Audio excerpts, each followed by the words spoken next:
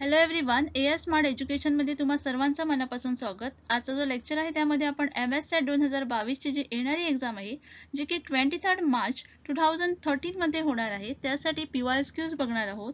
आणि आजचा जो लेक्चर आहे त्यामध्ये आपण टीचिंग ॲप्टिट्यूड वर PYQ बघत आहोत जे की फेब्रुवारी 2013 मध्ये झाले होते. ओके, आणि हे जे MCQ आहेत ते आम्ही विथ द डिटेल एक्सप्लेनेशन आज डिस्कस करणार आहोत. तर अजून समजा तुम्ही माझ्या चॅनलला सबस्क्राईब केलेलं नसाल तर प्लीज सबस्क्राईब करा जेणेकरून माझा येणारा व्हिडिओ तुम्हाला लगेच भेटून जाईल.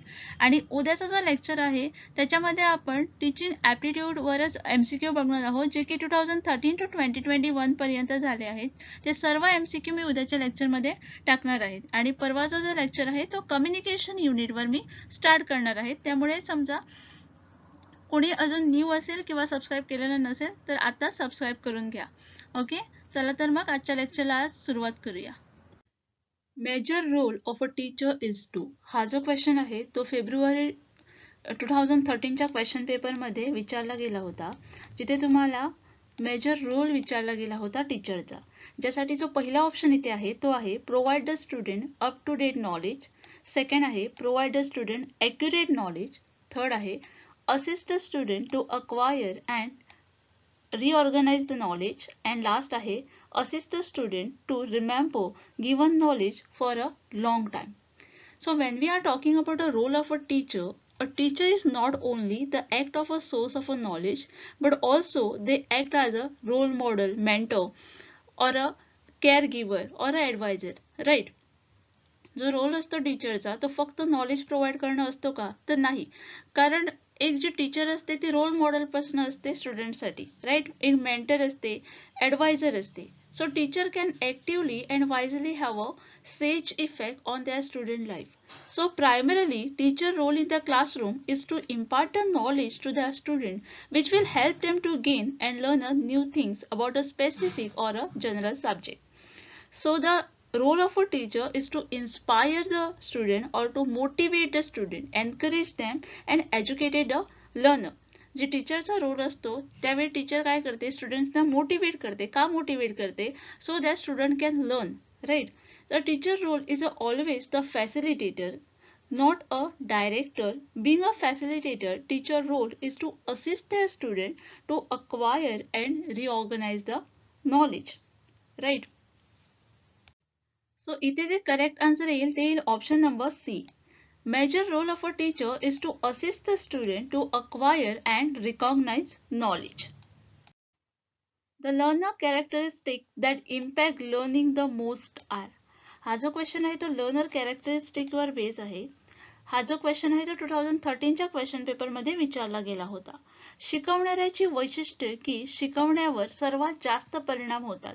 यासाठी जो पहिला ऑप्शन आहे तो आहे social and economic background, second आहे intelligence and study habit, third आहे aptitude and motivation, and last आहे age and health. So learning is a complex mix of intelligence, motivation, sociological factor and even the brain chemistry. A learning is a process of continual adoption to the environment and assimilation and accommodation of a new information and a knowledge to fit in the pre-existing knowledge structure. Although there is no single definition of the learning. Learning म्हणजे आपण काय करतो, new knowledge gain करतो, right. New information जी असते ती एखादी teacher आपल्याला शिकवत असते आणि आपण ते अक्वायर करत असतो.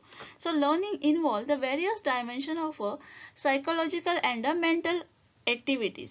ज्यावेळी आपण लर्न करतो ॲज अ स्टुडंट त्यावेळी आपला माइंड पण त्यामध्ये इन्व्हॉल्व असतो, राईट. मेंटल ॲक्टिव्हिटी पण आपण करतो त्यामुळे माइंड पण आपला इन्व्हॉल्व असतो. For effective learning to take a place among the various psychological factors, motivation and learning abilities are the important factor. So it is easier to teach an academically weaker person than the lethargic one. Thus, the aptitude and the motivation are the most important learner characteristic. So इथे जे correct answer आहे ते आहे option number C. The learner characteristics that impact learning the most are aptitude and motivation. The main drawback of lecture is, हा जो question आहे तो 2013च्या question पेपरमध्ये विचारला गेला होता, ज्यामध्ये तुम्हाला मेन ड्रॉबॅक विचारला गेला होता लेक्चरचा. ज्यासाठी जो पहिला ऑप्शन आहे तो आहे the student get the bored and become inactive consequently. Second आहे the student get the readymade answer and become lazy. Third आहे a student become passive receiver and do not think. And last आहे a student get engage in taking notes and become tired. So lecture method is a teaching technique. जी lecture method आहे ती पण एक teaching technique आहे, right? So the teaching technique are the method and the principle used by the teacher with the aim to active the student learning. lecture ज्यावेळी एखादी teacher घेते त्यावेळी ती काय करते, होल क्लासच्या पुढे उभी राहते आणि लेक्चरला स्टार्ट करते, करेक्ट, ज्यामध्ये आपण क्वेश्चन्स आन्सर देतो, काहीतरी शिकवतो, राईट. जी टीचर असते तिचाच तिथे मेन रोल असतो, correct. So the lecture method is a one of the most commonly use technique because it is a most convenient and inexpensive method. Okay, lecture method जी आहे ती मोस्ट कन्व्हिनियंट आहे plus inexpensive आहे, right? So it is a generally delivered orally without any use of a teaching aid, including the backboard sometime. In techniques, the teacher has to active role to play. It is a driven and controlled by the teacher. So teacher in this technique deliver the content by taking and a learner receive the information through the listening. Correct. Lecture म्हटल्याबरोबर आपल्या लक्षात आलंच असेल, specially ज्यावेळी कॉलेजला वगैरे lecture चालतात त्यावेळी टीचर काय करतो, टीचर पुढे उभे राहतात आणि लेक्चर द्यायला स्टार्ट करतात. मुलांचं लक्ष कधी कधी असतो, कधी कधी नसतो, कारण एक वेळी असं होतं की मेंटली आपण तिथे प्रेझेंटच नसतो, राईट. फिजिकली तर आपण प्रेझेंट असतोच. So the limitation of a lecture method are lecture are unable to provide the lectures with the information about the extent of a student learning. Then a student attention wanes the quickly after the 15 or 25 minutes. Even this is a correct because ज्यावेळी continuous lecture चालतो त्यावेळी आपण continuous तिथे लक्ष देऊ शकतो का, तर आन्सर येईल नो, करेक्ट. सो कुठेतरी असं होतं की बोर्ड व्हायला होतं, टायर्ड व्हायला होतं. In lecture student are often passive because there is no mechanism to ensure that they are intellectually engaged with the material. So therefore students become a passive receiver of the knowledge, and when they are not involved in the process of building the knowledge, they tend to stop the thinking.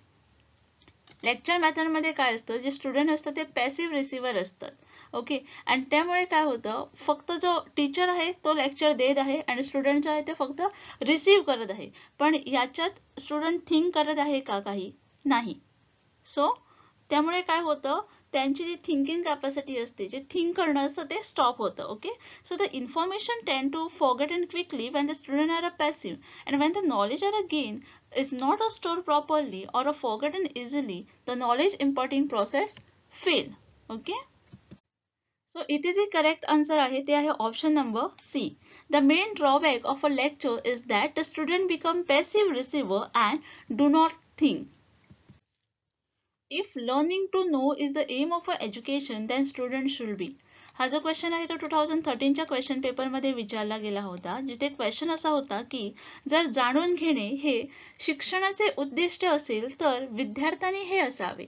ज्यासाठी जो पहिला option आहे तो आहे provide with the latest global knowledge. Second आहे third with the help of latest technology. Third आहे given more in depth assignment. And last आहे encourage for a self learning. So इथे प्रश्न काय आहे, लर्निंग टू नो, राईट. हा समजा M असेल एज्युकेशनचा, तर स्टुडंट काय असतील, encourage for the self learning will be the correct answer here, correct. कारण इथे काय असतं, ते स्वतः एनकरेज होतात सेल्फ लर्निंग करण्यासाठी. सेल्फ लर्निंग म्हणजे काय, तर स्वतः स्टडी करणं outside the classroom without the supervision. Specially ज्यावेळी आपण इंटरनेटवरून वगैरे काही मटेरियल काढतो आणि त्याच्यावर स्टडी करतो, स्वतःचे नोट्स वगैरे क्रिएट करतो, त्याला आपण काय म्हणतो, सेल्फ लर्निंग. जर समजा तुम्ही एखादा MS सेट साठी क्लिअर होण्यासाठी एखादा कोर्स घेतलेला नाही आहात, तुम्ही स्वतः स्टडी करत आहात, ओके, इंटरनेटवरून म्हणा किंवा कुठचा लेक्चर युट्यूबवरून बघता आहात किंवा नोट्स तुमचे तुम्ही स्वतः काढतात, तर याला आपण काय म्हणतो, याला आपण सेल्फ लर्निंग म्हणतो. कारण तुम्ही स्वतः हे करत आहात आणि ज्यावेळी आपण स्वतः करतो ना त्यावेळी आपण स्वतः जास्त लर्न होतो, ओके, लर्न करतो. कारण त्यावेळी आपल्याजवळ काय असतं की नॉलेज जी असते ती आपल्याला एक्स्ट्रा भेटते, कारण त्याच्यावर आपण एक्स्ट्रा एफर्ट्स घेत असतो. Correct. So self-study is considered to be a most organic form of a learning, and it is a best form of learning. Okay, so here the correct answer for this question will be option number D. If a learning to know is the aim of a education, then students should be encouraged for self-learning. Which effort will promote use of library by the student? So हा जो question आहे तो 2013च्या question पेपरमध्ये विचारला गेला होता, ज्यामध्ये question असा होता की खालील दिलेल्यापैकी कुठला जो एफर्ट्स आहे will promote a use of a library. Okay, use of लायब्ररीला प्रमोट करतो by the student, for which the first option here is development of a skill and interest in reading. Second आहे attractive display of new books and journals. Third आहे reading assignments given by the teacher. And last आहे appointment of a student representative on library committee. So here development of a skill and interest in reading will promote the use of a library by the student. Okay, so the intrinsic motivation generated long-term result as a compared to the extrinsic tendency. Okay, and extrinsic tendency like attractive display of a new book and a journal might include the student to use the library for a while. Okay, ज्यावेळी एखादं book new येतं किंवा journals display केलेले आहेत समजा लायब्ररीमध्ये, तर त्यावेळी काय होतं आपण अट्रॅक्ट होऊ शकतो, बट हे काही लॉंग पिरियडसाठी नसतं. Correct. So it is for a while but wouldn't include the habit of a reading in them. समजा मला वाचण्याची सवयच नाही आहे तर एखादं बुक मी रीड करेन का? नाही. करेक्ट. मी फक्त त्या बुकजवळ अट्रॅक्ट होऊ शकते. Right? So such a tactic will fade over a time, as a student over time won't find the display attractive once they get the used to it. Okay. Also, the obligative method like making a student read and appointing a student representative won't message to develop a long-term interest in the reading, and student will just do it for a sake. कधी कधी असं होतं ना, library use करण्यासाठी एखादी teacher जी असते ती task देते. फॉर एक्झाम्पल स्पेशली लहान मुलांसाठी किंवा स्कूलमध्ये लायब्ररी असते आणि मुलं ज्यावेळी यूज करत नाहीत त्यावेळी एखादी असाइनमेंट वगैरे प्रोव्हाइड केली जाते, ज्यामध्ये त्यांना पेपर्स वगैरे रीड करायला लावले जातात आणि त्यांचं हेडिंग वगैरे सांगावं लागतं. ओके, आणि त्यासाठी मार्क्स दिले जातात. पण हे काय आहे, ज्याला रीड करण्याची सवयच नाही आहे, ज्याला आवडतच नाही रीड करायला, तो काय करेल only for the sec. Right. Marks भेटण्यासाठीच हे करेल, पण त्याचा ॲक्च्युअल इंटरेस्ट आहे का त्यामध्ये? तर answer will be no. Correct. So this the best method for a long term perspective is the development of a skill and interest in the reading. जर आपण डेव्हलप केली एखाद्या स्टुडंटमध्ये ती स्किल किंवा इंटरेस्ट इन द रिडिंग, तर हे काय होईल, हे लॉंग टर्मसाठी असतं आणि ही जी आहे ती बेस्ट मेथड आहे. Okay. If the efforts will promote the reading as a permanent habit rather than the temporary obligation. So इथे जे करेक्ट आन्सर येईल ते येईल option number A. Development of a skill and interest in the reading will promote the use of a library by students. Present evaluation system as a limitation regarding. हा जो question आहे तो 2013च्या question पेपरमध्ये विचारला गेला होता, ज्यामध्ये तुम्हाला असं सांगितलं होतं की सध्याच्या मूल्यमापन पद्धतीला मर्यादा आहेत, ज्यासाठी पहिला ऑप्शन इथे आहे तो आहे predicting success in a academic courses. Second आहे predicting success in a life and vocation. Third आहे measuring development of the skill. And last आहे judging academic achievement. So, evaluation and education always go hand in a hand. Evaluation is a major part of the education, correct? So, in the present system of education, the evaluation process is a continuous part of the education, right? स्कूलमध्ये आपण taste वगैरे घेतो, exam वगैरे घेतो, यालाच तर आपण evaluation म्हणतो. Correct. So the evaluation is a best understood as a assigning the value of a particular task. So evaluation in the present system of education is not only limited to the academic achievement of the learner, but also their progress according to the predefined objective of the curriculum. So the continuous and comprehensive evaluation, a process of assessment currently followed in India, was mandated by Right to Education Act 2009. Please remember this. Okay, I'm repeating again. Continuous and comprehension evaluation, which is also known as CCE. Okay, this is a short form. Process of the assessment, which is currently followed in India, which is mandated by Right to Education Act 2009. Okay. So here the correct answer for this question will be option number B. The present evaluation system as a limitation regarding pretending success in life and vocation.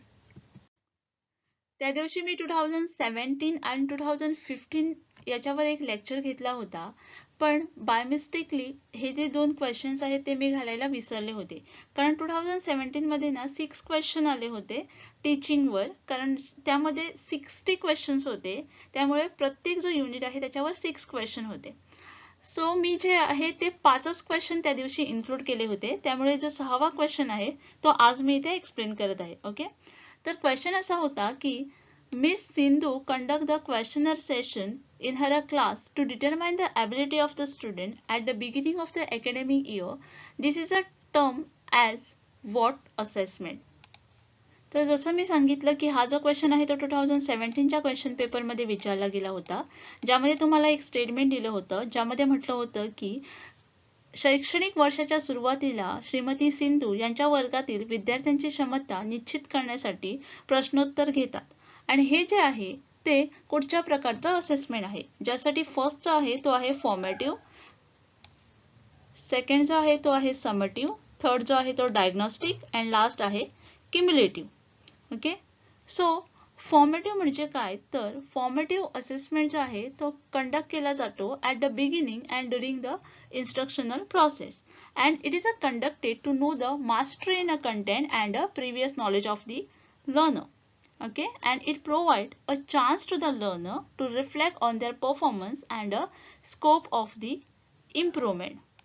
जो second इथे आहे तो आहे summative assessment. आता summative जो assessment आहे तो conduct केला जातो at the end of the instructional process in term a course or in a school session. Okay, and it is conducted to clarify the learner. का conduct केला जातो? To clarify the learner and judging their learning standard. Okay, and it sum up how much the student has learned over a period of the time. त्यानंतर आहे diagnostic assessment. आता diagnostic assessment म्हणजे काय, तर it is a assessment that conduct during the instructional process. Okay, and it is carried out on the basis of a data obtained from the formative assessment. So here the diagnostic assessment is specially conducted for investigating and removing the learning difficulties in the learner. Okay, diagnostic assessment का केला जातो, so that जे काही difficulties असतील स्टुडंटना ते remove केले जाईल. Okay, and last आहे क्युम्युलेटिव्ह असेसमेंट. आता क्युम्युलेटिव्ह असेसमेंट म्हणजे काय, तर क्युम्युलेटिव्ह असेसमेंट जो आहे तो इन्क्लूड केला जातो in every chapter. Okay, a question in which the assessment were carefully chosen to represent a problem type and reasoning pattern frequently found on a standardise test. Okay, तुम्हाला माहितीच असेल जी teaching learning process आहे ती घेतली जाते in 3 phases, right. So आणि evaluation जे असतं ते इंटरनल असतं टीचिंग लर्निंग प्रोसेसमध्ये, जे की हेल्प करतं in facilitating the student learning and improving the instruction. And it is a systematic way of collecting the information to make a judgement about the student learning, and it is conducted during a 3 stages of the teaching learning process, that is at the beginning, during means चालू असताना, and at the end of academic year, right. So इथे जे correct answer आहे ते आहे option number A. Okay, it is a formative assessment. हा जो question आहे तो 2016 चा क्वेश्चन आहे. ओके, जसं मी तुम्हाला म्हटलं की 6 क्वेश्चन होते आणि मी फक्त 5th क्वेश्चन लास्ट लेक्चरला डिस्कस केले होते. 6वा क्वेश्चन मी इन्क्लूडच नाही केला होता बाय मिस्टेक. ओके, तोच जो क्वेश्चन आहे तो मी इथे डिस्कस करत आहे. तर क्वेश्चन असा आहे की the best method of increasing motivation to learn. हा जो क्वेश्चन आहे तो 2016च्या क्वेश्चन पेपर मधला आहे. ओके, ज्यामध्ये तुम्हाला विचारलं गेलं आहे best method of increasing the motivation to learn, ज्यासाठी पहिला आहे punishing inattention during learning. Second आहे asking difficult question while teaching. Third आहे explaining in the beginning the purpose of teaching the unit. and last आहे using the variety of audio visual aid. Okay. So motivation direct the behavior of an individual towards a particular goal. Right. So motivation enhance the performance of a student in a learning. Student lacking the motivation is the problem every teacher has to face. हा जो आहे ना motivation करण्याचा part जो आहे तो खूपच important आहे, कारण टीचर एक अशी हे आहे जी की आपल्या स्टुडंटना मोटिवेट करू शकते. राईट. कारण ती क्वालिटी एका टीचरमध्ये असलीच पाहिजे. So some of the techniques how the teacher can motivate it is, the first one is establish expectation and establish the clear goal. Okay. Second one is promote a growth mindset over a fixed mindset. Third आहे develop meaningful and respectful relationship with the student. and fourth आहे grow the community of a learning in the classroom. इथे जे correct answer येईल ते येईल option number C. Explaining in the beginning the purpose of teaching the unit. ज्यावेळी आपण explain करतो at the beginning, unit start करण्याच्या आधी, त्यावेळी जे असतं ना ते आपण स्टुडंट्सना त्यामध्ये इन्व्हॉल्व करू शकतो. ज्यावेळी त्यांना पर्पज कळेल टीचिंगचा, त्यावेळी मुलांचं इन्व्हॉल्वमेंट जे असतं ते इन्क्रीज होतं, ते मोटिवेटेड होतात. Okay. I hope you have understood all the things. If you have any doubt regarding any question you can write in the comment box. Okay. आणि उद्या जे आहे, उद्याचा जो लेक्चर आहे तो बेस आहे फ्रॉम 2021 टू 2013 पर्यंत जे काही टीचिंग ॲप्टिट्यूडवर जे काही क्वेश्चन्स झालेले आहेत त्याच्यावर मी एक पूर्ण लेक्चर टाकणार आहे. त्यामुळे उद्याचा लेक्चर बघायला विसरू नका. ओके. हा जो लेक्चर आहे तो प्लीज बघा, जेणेकरून तुम्हाला आयडिया येईल कुठचे जे कन्सेप्ट आहेत ते रिपीट झालेले आहेत आणि कुठचे जे क्वेश्चन्स आहेत ते पण रिपीट होत आहेत. ओके. त्यामुळे लेक्चर बघायला विसरू नका. Okay. Till then keep watching, keep learning. आणि अजून समजा सबस्क्राईब केलेलं नसाल तर प्लीज सबस्क्राईब करा, जेणेकरून माझा लेक्चर तुम्हाला लगेच भेटून जाईल. ओके.